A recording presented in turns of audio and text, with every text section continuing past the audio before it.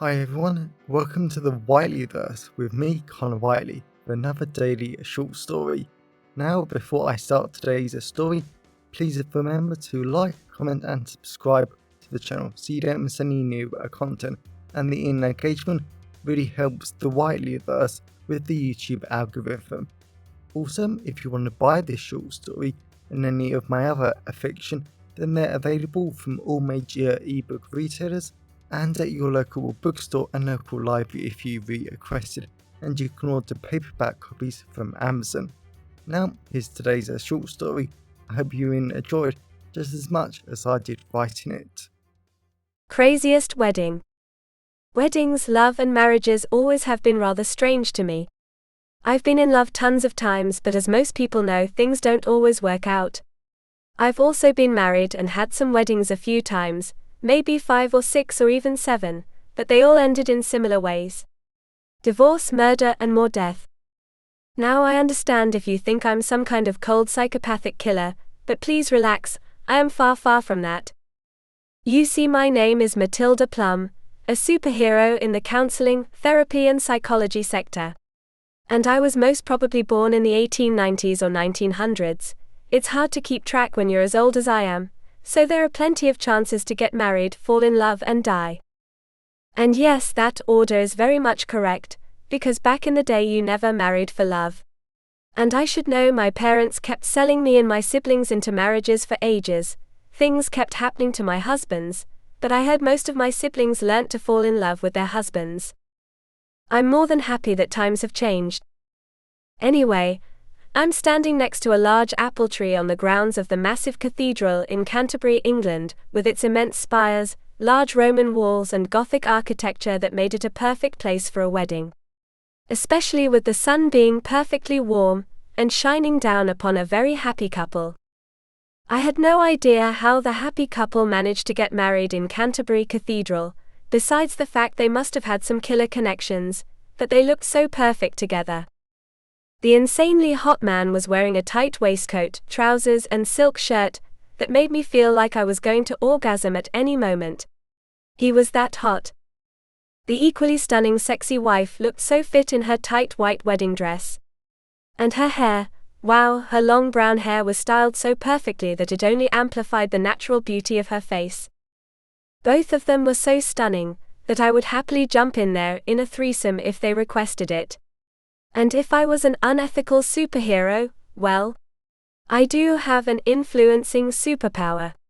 Ha!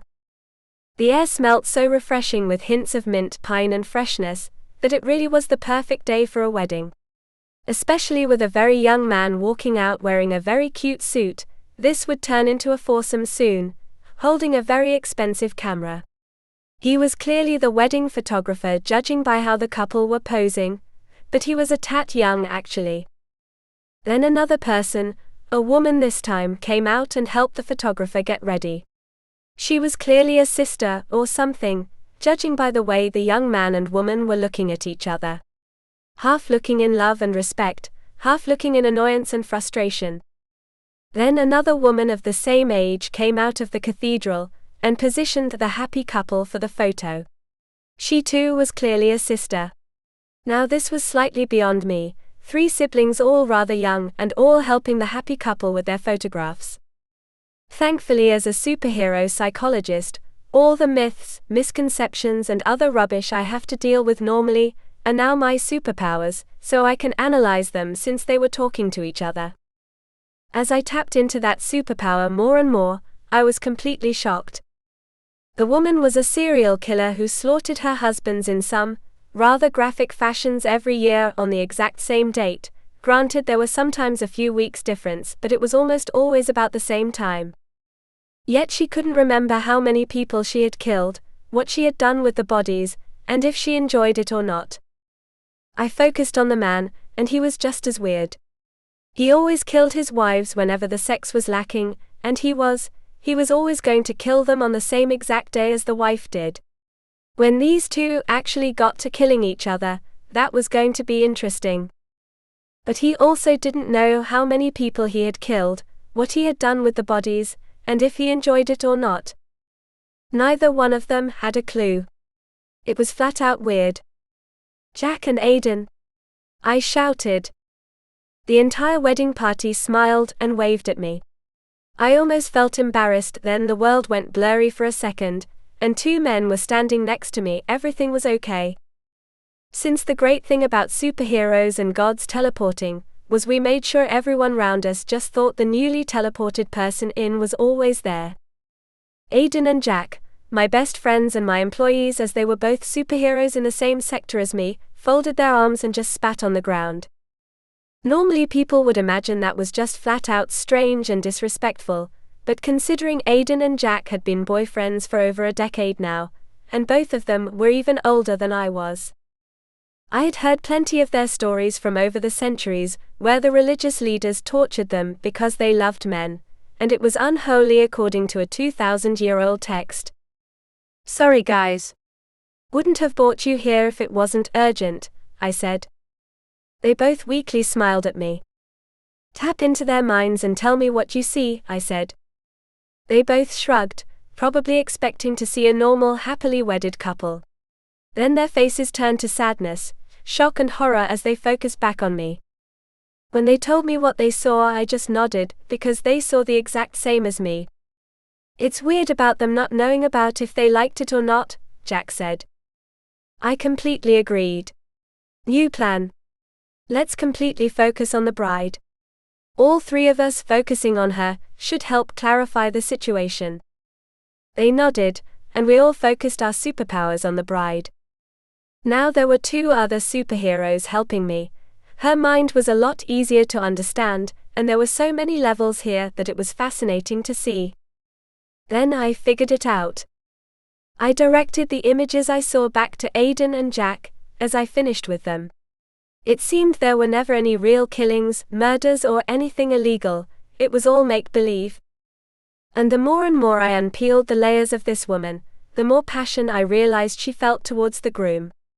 Because he was always the same husband, she had married him when she was 18, they kept having sex, then a year later they started arguing. A lot. So in one of their fights they both shouted about would the other one be sad if they died. Both said they would be heartbroken and completely lost without each other, because they truly did love each other. In the crazy end of this massive fight, both of them faked their own deaths, moved to another city, and started the romance all over again. They had done this 8 times now. And the 3 very young adults showing the photos were from their first marriage, but I was completely shocked at how close they all were. The children of course found it was a little weird their parents kept doing this, but it only seemed to make the family stronger. Me, Jack and Aiden pulled out of the wife and immediately searched the husband's mind. He only confirmed everything, but my God was he horny. I had never been inside such a horny man.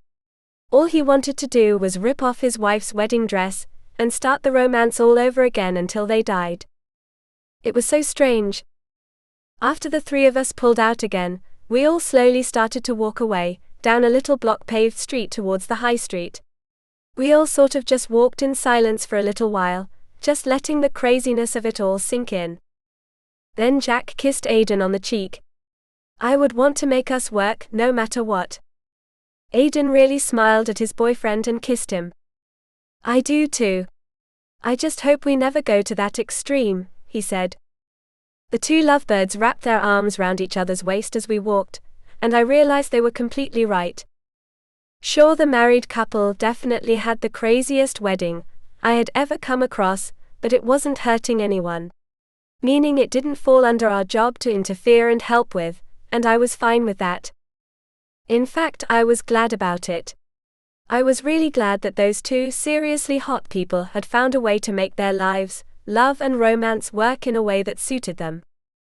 I felt Aiden's and Jack's horniness radiate off them, and I just nodded to them. They teleported away, and I was pretty sure they were going to make their bed very messy this afternoon. And after being inside the groom's mind, I seriously understood that. So I was definitely going to call a special friend of mine too, because isn't it only polite to make adult fun after attending a wedding? I think so. And I sure as hell wasn't going to waste this excuse. Welcome back everyone, it's me again, Connor Whiteley. So I really hope that you enjoyed today's story, because I flat out love writing, creating stories and sharing them with you. If you really enjoyed today's story, then please remember to like, comment and subscribe to the channel so you don't miss any new content, and the engagement really helps the Whiteleyverse with the YouTube algorithms. And if you want to buy this short story or any of my other fiction, then they're available from all major ebook retailers, and you can get them from your local library if you requested, and you can order the paperback copies from Amazon, your local bookstore or local library if you request it. Lastly, if you want to support the channel on a one-off basis, then you can now buy me a coffee at buymeacoffee.com/Connor Whiteley. Also, if you know anyone who would enjoy today's story, then please share it with them. I'm always really grateful when you wonderful people help us spread the word about the channel. So, thanks for watching the Whiteleyverse, and I'll see you again soon. Have a great day, everyone.